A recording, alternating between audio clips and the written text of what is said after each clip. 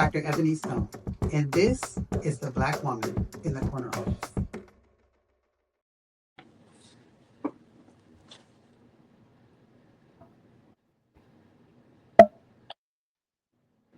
Hello, hello, hello, and welcome to the Black Woman in the Corner Office.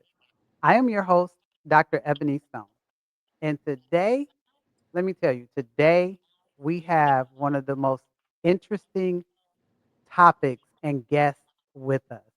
I am joined today by Dr. Linda Taylor. And when I tell you, when we get into this, it is going to be, what do I want to say? It is going to be quite intriguing. Okay. We're going to talk about some things that all of us deal with. And we pretend that it doesn't happen in the workplace, that it doesn't affect our employment. And it absolutely does. So without further ado, let me introduce you to Dr. Linda Taylor. Hey, Linda, how are you? Hey, Dr. Stone, it is a pleasure to be here. I am so looking forward to talking about this hot topic today. Girl, me and you both. So listen, let me tell you guys a little bit about Linda. Linda is the CEO and president of an organization called the Divorce Think Tank. And so toward the end of the episode, we're going to get into what that really means. But she's a divorce strategist, which I had never heard before. And it was so intriguing to me. So we're going to talk a little bit about that. But before we do that, we're going to talk about how Linda got into that work. So, Linda, why don't you tell us a little bit about yourself and the beginning of your career journey? Oh, absolutely. Well, I started my journey about 15 years ago, and I started as a volunteer mediator for several organizations and several circuit courts in the state of Maryland. And I became so passionate about it because one, I came from a broken home where my Mhm. parents was separated and went through that custody issue. And so it was just something that naturally interested me to be an advocate for kids because kids don't have a voice. And so that's how I became a conflict resolution and an ADR coach and relationship coach. I love that. What drove you, well, you told us what drove you to Absolutely. volunteer, but how do you do that? Do you just say like, "Hey, I'm gonna go mediate," or was there something else in your past that drove you kinda to that career-wise? Was Well, there something first, else you were already doing? well, no, absolutely. It was totally coincidence how I became a mediator. It was an attorney. I was part of an organization. I'm a certified realtor in the state of Maryland, and I created a conflict resolution course in the state of Maryland. And an attorney said to me one day, "You'll be a great mediator," and I didn't know what that was. And then I did my research, and I said, "Oh, that's kind of what I do already, but on a different scale." And so I decided to find organizations that offered mediation training. And here in the state of Maryland, there were several organizations. And I took the course, and part of taking the course, you had to volunteer. So Hmm, and I did it for 3 years. I volunteered for 3 years, and until I mastered the skills of how to be a great mediator, because the end result is impacting lives in such a positive way. I just felt compelled to do it.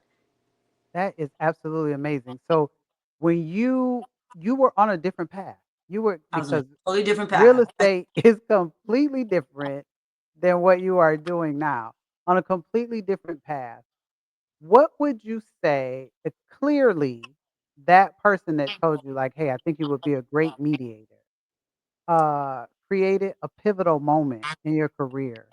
But as you think about your real estate career, Mhm. moving into mediation, and then what you're doing now, what would you say are maybe some pivotal moments, maybe some obstacles that you overcame, or some things where you just maybe had to change direction and you consider those to be pivotal in your career?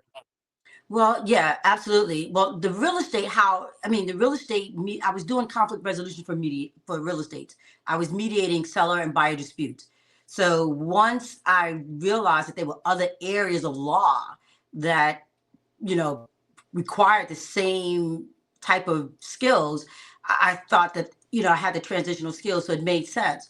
And so once I created that conflict resolution course and realized the need, I was offering that course to several real estate boards in the state of Maryland. I realized that anyone could be a great mediator.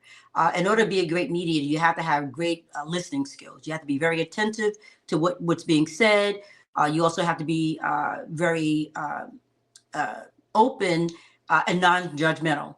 You have to have some great open-ended questions in order to elicit the information that you need to help the parties find an amicable resolution. And I realized I had always had those skills, and so it's not difficult to be a great mediator, but it certainly requires a lot of work and a lot of training. I spent many years of training, uh, to perfect my skill to what it is today. Yeah, you guys, let me tell you, I met Linda in October of last year. So, not quite a year ago, maybe 9 months or so ago. And when I tell you she is a great communicator, she is a great listener, and she is very attentive to those around her. It is definitely a skill that she has mastered, for sure. I can tell you that walking away from the event that Linda and I were attending together, I know that many people are still connected to her because of her ability to communicate. Linda, I wanna ask you, has that always been present in your life? And has it always been present personally and professionally? Or was that something that you had to learn? You said you spent years training in mediation, but was communication always a skill set that you possessed, like great communication? Good question. Yeah, it. I didn't realize that I always had this innate skill and ability, but I was unfortunately placed in a position where I had to make an adult decision. At the age of 7, my parents were going through a separation, and I was asked to choose which parent that I wanted to reside with. A question no 7-year-old should ever have to answer. And in my limited capacity and in a very short period of time, I had to process, you know, uh, my core values and what was important to me. I didn't even know what core values was, but I Right. understood how to process my critical thinking really fast. Whenever I got sick, who was there? My mother. Whenever I needed food or when it was time to do homework, it was always the consistency of my mother. So I made that decision to stay with my mom. And I wanted to reassure my father that I still loved him. And so when I look back, the last memory I have of him is seeing the soles on the bottom of his shoes as he walked out the door. Mm, And so I realized through my unfortunate experience is to process, but also to analyze and to really listen to what's not only being said, but what's not being said. I can't explain that skill. Again, a lot of it is innate. Um, Howard University brought me to Maryland to be an audiologist, which is the studying of hearing disorders. But what I come to realize that I have an exceptional hearing ability, and that's what makes a great mediator. listen, So through my I experience, I learned of the ability to just be an effective listener. yes, your story is fascinating because what it does to me is it takes things that are seemingly unrelated, right? The study of audiology, uh, real estate, and then mediation in divorce situations and other situations, conflict resolution. It brings it all together in a way that probably I don't think anybody would have said, "Hey, I'm gonna start off here, and then I'm Right, gonna go here, and then I'm right, gonna go there." But here's what I do know. I know that my guy has a way of using situations to propel our gift and to place us in a position where he wants us to be so that we can give to the world. So no, no 7-year-old should ever have to make that decision. But in right. making that decision, it prepared you for what he Abs- has for you right now. You Absolutely. know, Absolutely. And that's why I'm such a great effective mediator. Settle over 90% of my cases, especially the custody cases, because I know what it feels like to be a 7-year old who had to make a tough decision when you love both of your parents. And so, because kids don't have a voice, I am their voice when I do custody and divorce mediation sessions. That's absolutely amazing. So, we talked about how you got here, right? We touched a little bit on your career. I want to I want to understand maybe the obstacles that you came up against making this happen, right? Because I'm sure it was not just a smooth transition from study to real estate to where you are now. So, what obstacles did you come up against? Just, I would say, professionally and personally, that Mm-hmm. you think would be great for our viewers and listeners to hear about, and how did you overcome those? Oh, absolutely. I I had many, many, many challenges. Um, That being that a that chuckle that you just gave was Yeah. like, "Baby, let me tell you." Oh, absolutely. No weapon formed. First of all, my faith. I'm going to start with my faith. No weapon formed against me could stop me. And there's a catch to what I just said, and I'll explain that at the end of our interview. But yeah, as a single parent, I became a single parent because of my experience of being abandoned by my father at the age of 7. I struggled in relationships. And so I would terminate relationships before they have a chance to terminate me. And so that's what happened with me and my son's father. I decided to terminate that relationship. And Howard University offered me a full graduate scholarship to relocate from New York to Maryland. And I accepted that scholarship, and I packed up with my 4-year old, and then we moved on campus. And after Okay. that first year, my son became ill with chronic asthma. And so I ended up leaving that program, and just life just took a downward turn. But my faith was so strong that I was able to sustain providing for him by getting a job. And it was very difficult because my employer didn't understand what it was like being a single parent with a child that had a medical condition. And so I had to choose between my job and care for my son. And so what I did was I put my son in before care, private school, aftercare, and then aftercare, just so I can keep my job. And it was Mm. very difficult because I spent a lot of hours away from my son, but I had to provide for him because I needed the health insurance as well as the income. And so the challenges was finding employers who were understanding for women who have children and children with a bona fide medical condition, which led me to become an employment law mediator to advocate for women who have children so they can understand their rights, family leave rights.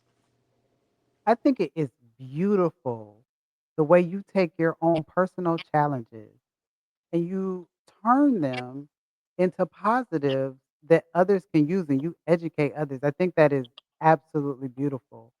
So, what would you say? I'm sure somebody is listening, somebody is watching that is thinking to themselves, that's me. I am, as a matter of fact, I had a conversation with someone the other day. I am single now. I have this child by myself. They are a younger child. They have an illness. I have to have health insurance. And my employer just doesn't understand. What advice would you have for them navigating those waters right now? Great question. If you are, whether you're a woman or male and you're a single parent with children, the first thing I'll suggest you do is read your employer's handbook. Because in that employer's handbook, if they have one, if they don't have one, that is problematic. Reach out to me, and I will be happy to help you navigate through that process. But if your employer has a handbook, the first thing you need to do is read the section on what are your rights regarding a reasonable accommodation or DC FMLA or FMLA, the Family Leave Act, because you have legal rights depending on how long you've been on a job. You have rights, and your job has to accommodate your request, providing that it's reasonable, and that's subjective. But certainly, you have a right to care for your children and exercise your legal rights. A parent should never have to choose between feeding their kids and provide and taking care of their kids. Never. You should never have to choose. Never. And Absolutely. Linda, I love that point that you made to read the employee handbook. We often don't read the employee Oh, handbook. that's so We critical. often don't read handbooks or instruction manuals or rule books, but it is so important. I don't care what you are doing. First of all, when you're working, know that handbook inside and out because it has your rights in it. You need to understand that, right? I don't care Yep. what you're doing. If you understand the rules of engagement, it makes it so much easier because people don't try you when you understand the rules of engagement. They know that Absolutely. you know, right? Absolutely. And what So, and what's equally important is in the event that your situation may elevate to a potential discrimination complaint, when I see it so often, a lot of cases that should have settled don't settle because the employee failed to follow the policies and procedure. In your employee's manual, it should tell you how to file a request for reasonable accommodation, how to request FMLA leave. Anytime you say to your employer, hey, I have a sick child, I need to take time off, the first thing your employer has to do is provide you with documentation letting you know what rights you have in terms of leave. If they fail to do that, that is a probable cause finding. So, but you have to follow that protocol. You have to go look in your employee manual, follow the protocol. You have to file a request through your employer HR department. Hey, I need time off, and then they have to respond. It's called interactive process. They have to give you all the documentation regarding FMLA rights as well as reasonable accommodation request. yes, absolutely. So, Linda, you have amassed clearly a huge amount of information just from your own experience, Yeah, right? I'm assuming that you've been through these processes as you talked about having a child that had an illness that needed care. Um, are, when you think back over those, I would say, experiences, right? I know it could not have been easy to have a child with a chronic illness. You're trying to manage it by yourself. You, like you said, before care, private school, aftercare, aftercare, right? Leaning aftercare. on your resources. I know that couldn't have been easy. What would you say was your biggest accomplishment? What are you most proud of during that experience? Whew, well, there's a lot to be grateful for. I'm very grateful because I live in a state that have resources that didn't help me with the financial part, but when the financial industry collapsed. At that time, I was in real estate and I had a very successful mortgage company for 5 years. Very, very, very successful. And when the market collapsed, at that time, my son was in a private boarding school. I Oh, you know, wow. my son was in a military boarding school, Chatham, Hargrave Military in Chatham, Virginia, for 4 years. And I didn't have any income coming in, and my house at that time was in foreclosure because the market had crashed. And I was fortunate enough for my county to put me through a program called workforce development. Mhm. And they said, "Well, what do you want to do?" I said, "I want to be a lawyer." They said, like, "Well, we're not going to pay for you to go to law school." And they said, "What's the next best thing?" I said, "Okay, a paralegal." And so I went through a paralegal program. It was a 2 year program, but I successfully completed it in 1 year because I knew I had to find a job to stop the sale of my home. And I was able to do that. In 1 year, I completed that program. And I was able to find a job the moment I graduated, and that stopped the sale of my home. I And love that. through that, I learned law. And from there, I ended up getting my law degree eventually in employment and labor and employment law from Tulane University, cum laude. Nice, nice. So I And my son graduated from the boarding school with the Colin Powell Medal of Honor. So I all through all that trial and tribulation, we both were able to sustain and stay on course with our goals and we both were able to successfully complete what we started. Yes. Yes. Thank you for sharing that. Listen, what I want to point out is life be life in sometimes. And it is not without challenge. I thank you for sharing that. I remember the bottom just dropping out of the real estate market. I too was in mortgages at the time. I had an infant. My son was born. I will never forget it as long as I live. I was on leave. I was on medical leave. I had a difficult pregnancy, and so I was on leave before I had my youngest son and after, and I was watching it happen on television with my fingers crossed, thinking, "Oh my goodness, I'm watching mortgage company after Yeah, mortgage company close. What is yeah, gonna happen if I don't have a job? right. I need my health insurance." So I was in a very similar situation. I was also doing some real estate investing. I had all these mortgages. I was over leveraged. I say that because I think it's important that people know that you can recover from these situations, right? Linda just shared a very personal thing, right? She said, I lost my mortgage company. I lost my health insurance. I was in jeopardy of losing my home, but I kept pushing. I kept pushing and I had faith in God and I continued to push. And sometimes just some unbelievable things happen, like finishing your program in 1 year when it was a 2 year program. And it brings me to this. It brings me to strategy. So we talked about your ability to use communication, but clearly you are a strategist in That's every sense of the word. yeah, So when I met you, I remember thinking, what the heck is a divorce strategist? Like, what does that mean?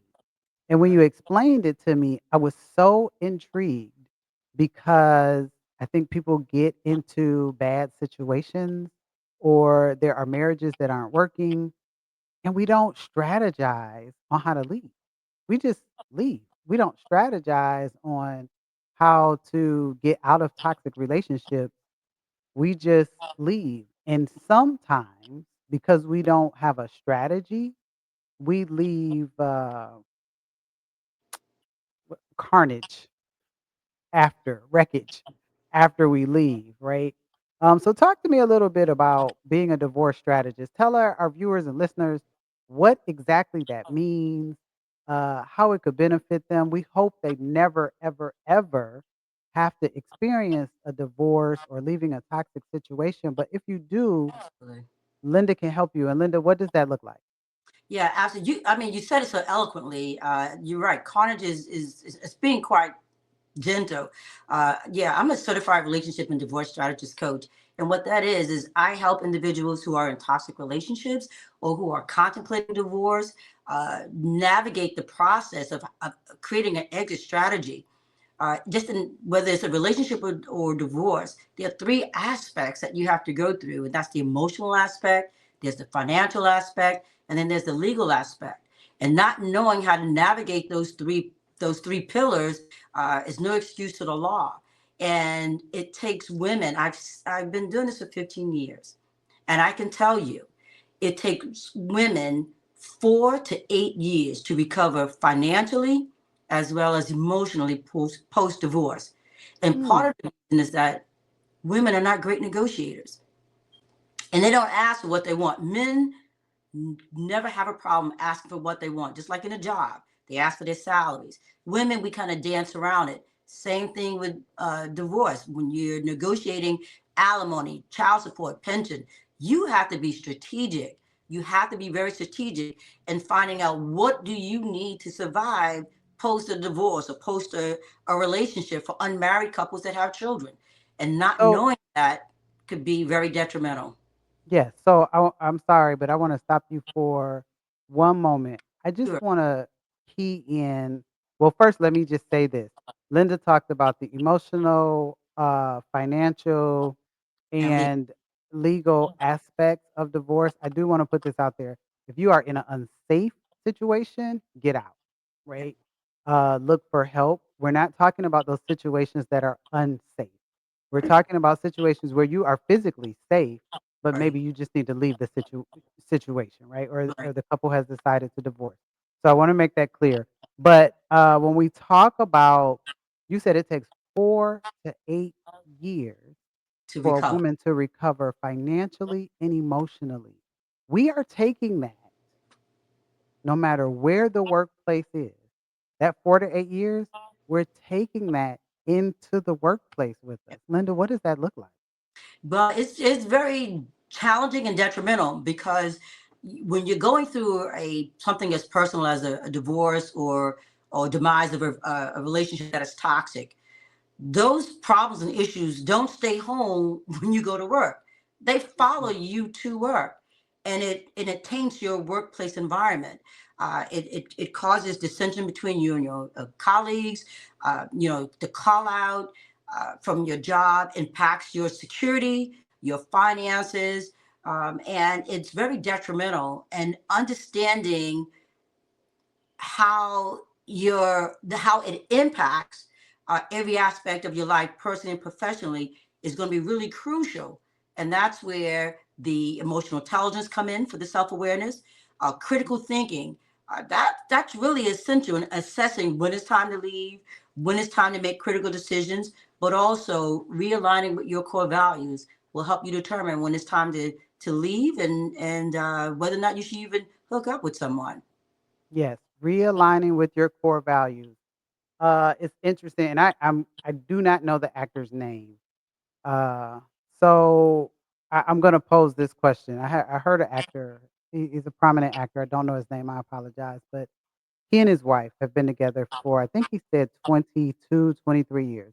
Hmm. And he said, the woman I fell in love with does not exist anymore because you're constantly evolving. And the man she fell in love with and married doesn't exist anymore. And so we're constantly evolving. My question to you is, in the work that you do, let's say I'm someone who I'm just not, I'm not sure yet, right? I know I'm feeling a different way. Okay.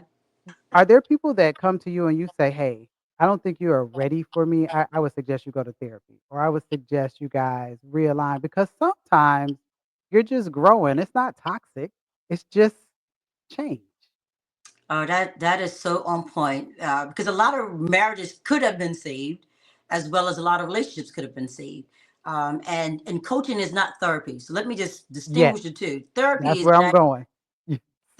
diagnose some childhood trauma and suggest maybe you need some prescriptions. Coaching is unlike therapy. Coaching, we don't do any diagnosing or judging or any of that at all. What we do is you come to us and say, this is where I am and this is where I want to go, and what's in between, the gap in between, is the roadmap. It's Yes, how do I help you get there? But our job is to help you come to the realization of what it is you want. We don't make yes, decisions for you. And a lot of those relationships, it's normal for change to happen. Change is inevitable. And if mm, you're not growing, you're stagnant. So it's right. not uncommon for a couple's core values to change, and realigning with those core values and being able to discuss them is the key to a successful relationship. I love that. I love that. Yes. So not every relationship is toxic. And you know what, Linda? I would venture to say that not every divorce, and the reason I'm saying this is because I think in our world, we use the word toxic a lot. But even relationships that end in divorce, they're not always toxic relationships. They just came to an end, you know? Absolutely. I have quite a few of those cases. I have Yeah. quite a few of those cases, and primarily those are my targeted audience. I really don't do really hard adversarial, cases where they want to fight to the death and destroy themselves.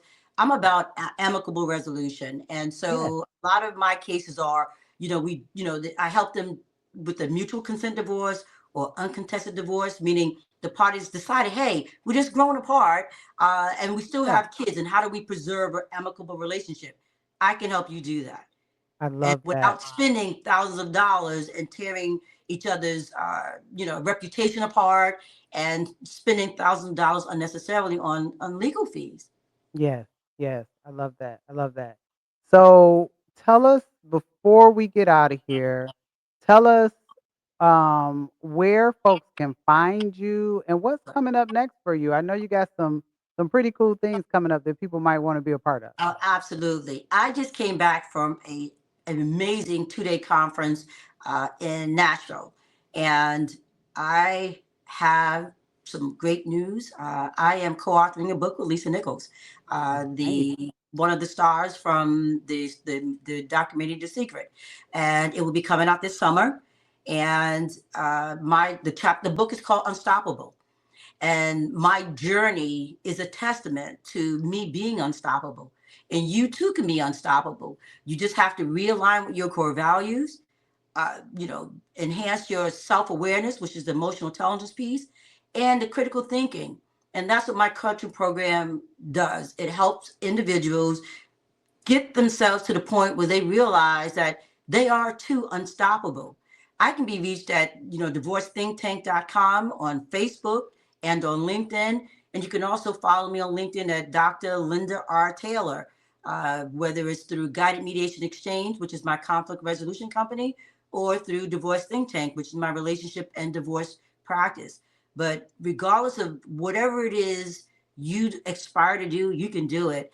And just know that where you are, sometimes we go through these trials and tribulations, and it seems very daunting, but they are actually stepping stones and part of your journey to something greater that you can imagine. So you got to just kind of go through it, trust the process, and never lose your faith.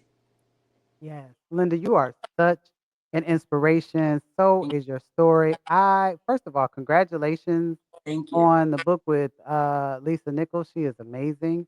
Yes, But I would also just like to say your story is such an inspiration thank you. to many of us. I love the thought that they are simply stepping stones. And so when you think about all that you've been through, you think about Mhm. where you are and you think about where you're going. My question to you, which I like to ask everybody, is if there was a movie done about your life, what would it be called? And do you know who would play you? Yes, Viola Davis I would want her to play me because she is unstoppable. And Unbelievably she's unstoppable. amazing. So she would first play me, and then we would also kind of favor just a little tad bit. So definitely Viola Davis would play.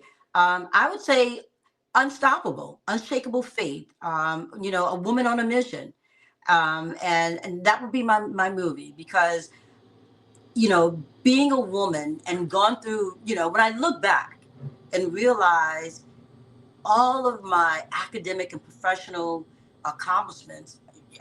Some folks says, "How can one woman have completed so much?" And my response is always the same: my faith and my heavenly Father already pre-designed my steps. All I did was follow them, even when I was uncertain. I just never gave up. When folks couldn't see what God had for me, I never lost sight of my vision. Mm, so beautiful. So beautiful. Well, Linda, listen, thank you so much for being here. You guys, you heard it. Unstoppable. A woman on the move. That is Dr. Linda Taylor. And I get to call her friend. So I am looking forward to the book coming out. And I will let you guys know when it comes out. Make sure you share this episode with someone who may be in need of her services. We'll make sure that we have all of the connections to Dr. Linda in the show notes. Make sure you subscribe so you don't miss out on what's coming next. And until next time, keep spreading that black girl magic on everything you do. See you soon. Thank you.